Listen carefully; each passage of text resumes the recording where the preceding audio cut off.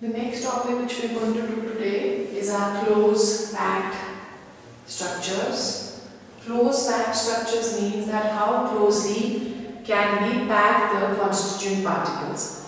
We assume that the constituent particles are spheres. So it's known as a close packing structures in which the constituent particles are placed in such a manner that they are lying closest to each other. The first one is your close packing in one dimension.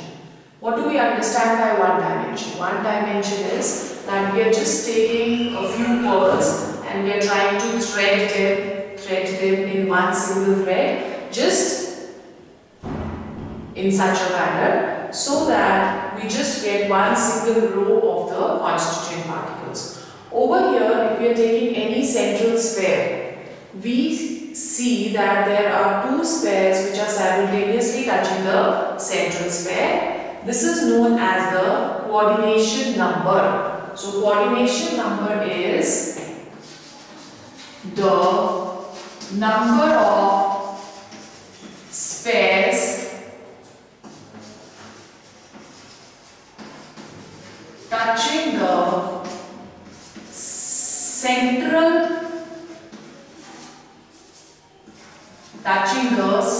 sphere, touching the central sphere in a close packed arrangement.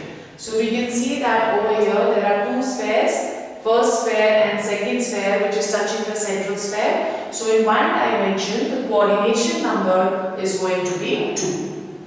Then second, what we can do is we can start placing another rows. For example, this was your first row in one dimension. We have placed another row on it and then we have placed another row in it. So we are now doing close packing in 2 dimensions, just like laying down the balls on a billiard table, on a snooker table, or simply lying the balls on a table. So that is the arrangement is going to be in 2 dimensions. Now when we are doing the close packing in 2 dimensions, we can align the arrangement horizontally as well as vertically, such that the first layer, which is named as A, is equal to the second layer, is equal to the third layer. So this type of arrangement, that is known as AA kind of arrangement, in which the first layer is similar to the second, is similar to the third. If you are considering any one central sphere, we can see that there are 4 spheres which are simultaneously touching the central sphere, and this gives it a coordination number of 4. This gives it a coordination number of 4. If we join the center of the 4 spheres, we get a square. Therefore, this is known as square close packing arrangement. We can see that there are many empty spaces over here. Therefore, we say that it is not a very good method of packing, or the efficiency of packing over here is low, as more empty spaces can be seen. So this is termed as your packing efficiency, and the packing efficiency in this case, that is 52.4% only. Packing efficiency may be defined as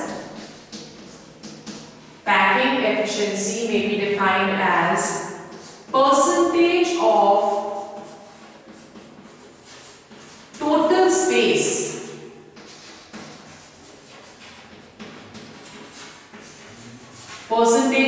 total space occupied by the constituent particles in a closed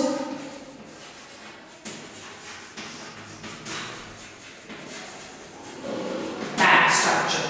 Percentage of total space occupied by the constituent particles in a closed packed structure, that is packing efficiency. Greater the packing efficiency, more stable is the crystal. So over here your packing efficiency, that is 52.4. So this is not a very efficient method of packing. Then let's go on to a more efficient packing arrangement. Over here, the first layer is similar to what we have done in one dimension. In the second layer, we are trying to fill in the gaps. We are trying to fill in the gaps such that the available space is less and the packing efficiency over here that increases. Again, when we are looking at the arrangement, your first layer is different than the second layer. Then the third layer is similar to the first layer and the fourth layer is similar to the second layer. So this is known as AB kind of packing arrangement. AB kind of packing arrangement where the first layer is similar to the third, the second layer is similar to the fourth. If you are taking a central sphere over here, we can count the coordination number. So we can see there are 6 spheres which are simultaneously touching the central sphere. Therefore, the coordination number in this case is going to be equal to 6. If we join the centers, we get a regular hexagon. So this is known as your hexagonal close packing. The packing efficiency in this case is more than the square close packing. So we say that the packing efficiency is 60.4%. So this is a better method of packing the constituent particles in 2 dimensions. After packing it in 2 dimensions, now what we can do is, for example, this is your first row, we can place another row on it, then we can place another row on it, just like we are filling up one box with balls. That is your 3 dimensions. The 3-dimensional close packing that arises from 2-dimensional close packing. So first we are going to consider your square close packing. When we are taking the square close packing, we are just putting one layer and then the second layer exactly on the top of the first layer, the third layer exactly on the top of the second layer, and so on. So we get this kind of an arrangement. You can see over here, this is your close packing in 2 dimension, the square which we have over here. Then we are trying to pack another one, the first layer, second layer on the top of it, third layer on the top of it, fourth layer on the top of it. So the arrangement over here, because your first layer is exactly equal to the second, is exactly equal to the third. So the arrangement over here, it is known as AA kind of arrangement. The arrangement is simple cubic. It is known as simple cubic arrangement. The coordination number in this case, that is going to be 8. The coordination number in 3 dimensions over here, if we are saying, it is going to be 8. Then the second type of arrangement is from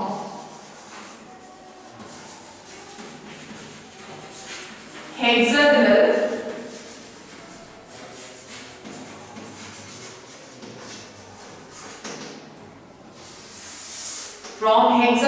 close packing.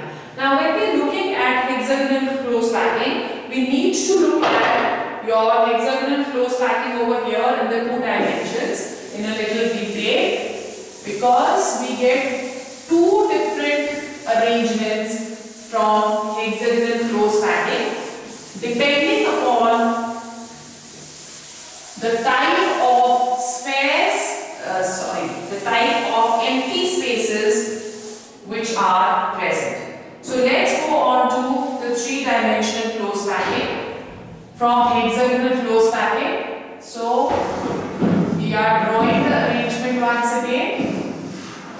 This is the first layer, this is the second layer in which we are trying to fill the spaces of your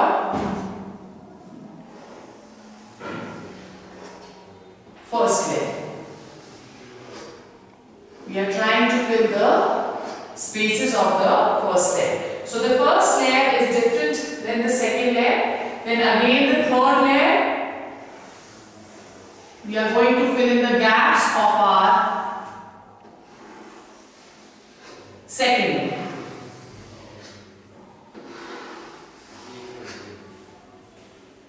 Okay, so now what we can see over here that we have two different type of spaces. Let's mark the spaces, the empty spaces over here as A. Right? First layer, empty space, which is going to be A, again A, A. Then when we are filling up the second layer, let's mark the empty space as B. This is what your empty space over here is. Again, B and B. So we have two types of empty spaces. The empty spaces over here is given one name, which is known as voids. So we have two types of empty spaces. One in the first layer, which is a triangle. Okay, and the second one is an inverted triangle. You can see the B space. Now when you go on to our third layer, this layer over here again, this is A, this is A, and this is A. Similarly, this is going to be B, this is going to be B, this is going to be B, and this is going to be B. Right? Now when we try to put the second layer on this, we can either put the second layer on A or we can put the second layer on voids B. Both the voids cannot be simultaneously covered. So let's cover the voids B over here. So when we are covering the voids B,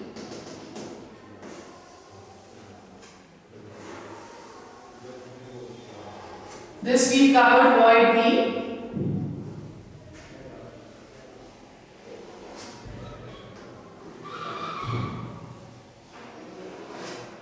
This again we have covered your void B.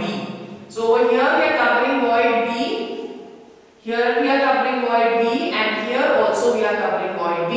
Now in this case, when we are covering the voids B, let's cover the next one also. Over here, this is your void B. So we are going to cover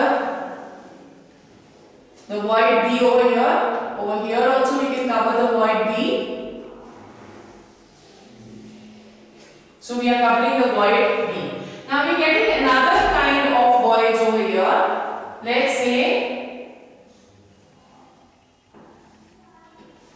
you can see this void. Let's mark this void as C.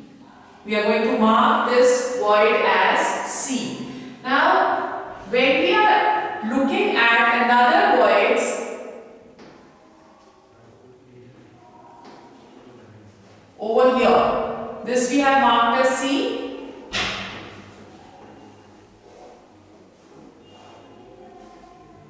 There is another void which is formed by two inverted triangles. Let's mark this void as A. The C void, which is covered by four spheres, this is known as a tetrahedral void, known as a tetrahedral void, and the void which is made up of two triangles, this is which we have marked A, this is known as an octahedral void. So we have two different types of voids, tetrahedral voids, which is formed by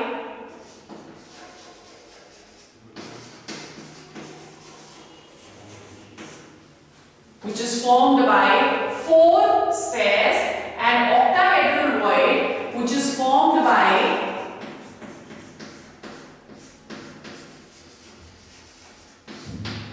6 spheres. Now when we are going to place the third layer, we either place it on tetrahedral void or we can place it on octahedral void. We cannot place it on both simultaneously. So let's first cover our tetrahedral voids. Covering the first kind of arrangement which we are going to get over here is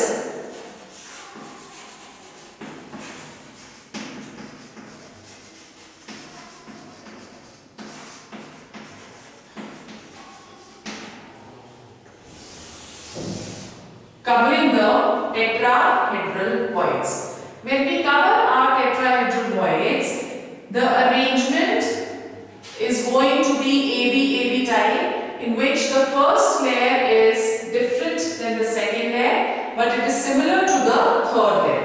So let's see